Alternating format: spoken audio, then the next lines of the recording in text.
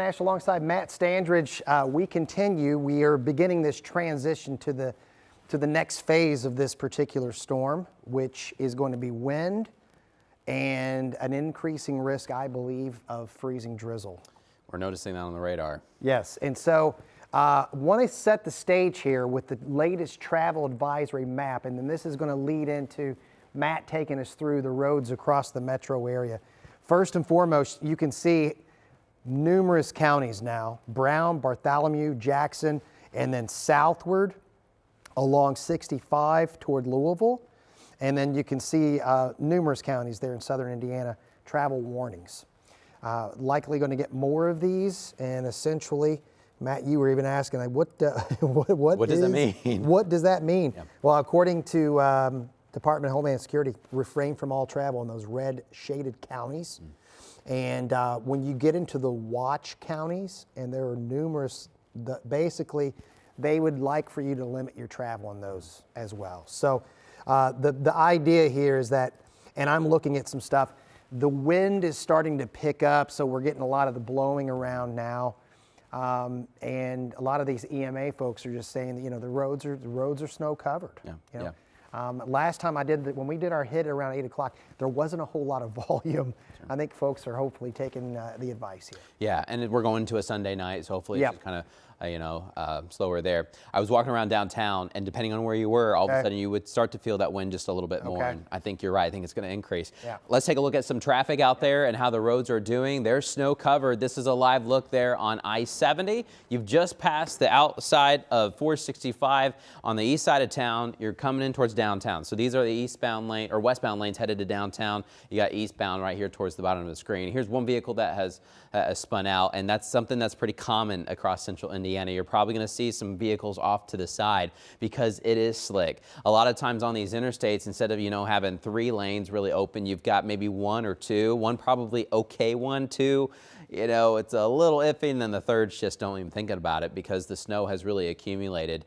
But this is a live look on the northwest side of the city. You're looking along 465. You're looking westbound.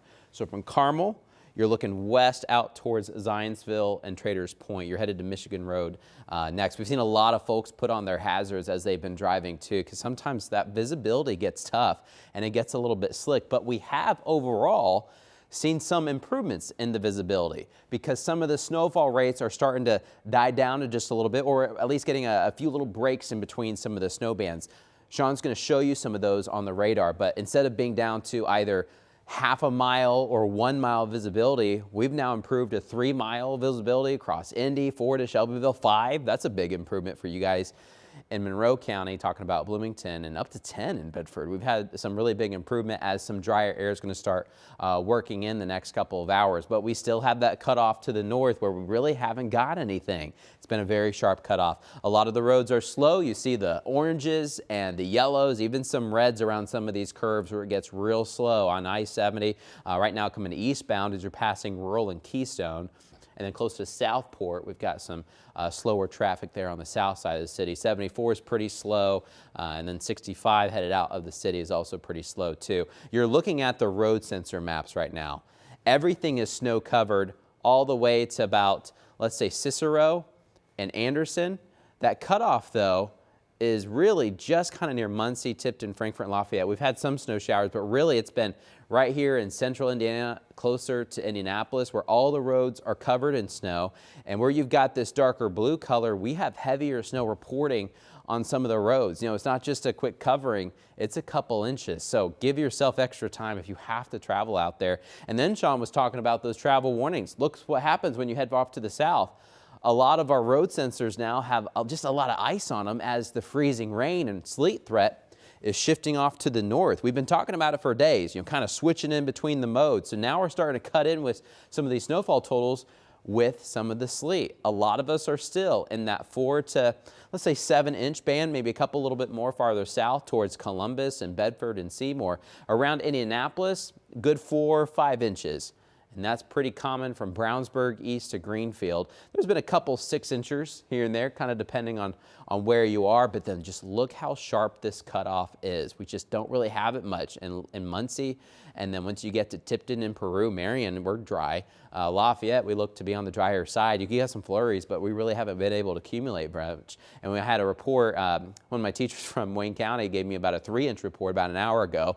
We've got some estimations about 4 inches for some of us once you head out south towards Abington and then Liberty. Western Indiana, about 4.5 inches or so, but it's hard not to notice the bigger snowfall totals down to the south and west, where we could be talking about, 8, 9, 10 plus inches. But now, instead of getting so much snow, we've got more sleet reports. We've got freezing rain reports.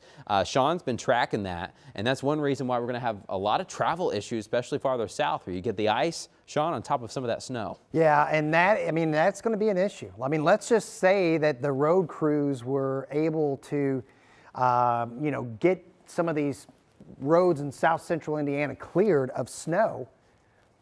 I'm very concerned that, again, freezing drizzle is just bad. I'd rather have snow than the freezing drizzle. It's going to be a little glaze that's going to go over top of all this.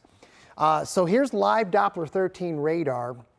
And I will tell you, for the remainder of tonight, we're not going to, at least right now, it's not like steady. We're seeing some gaps here, but then we're also seeing some areas where we do get some burst of snow.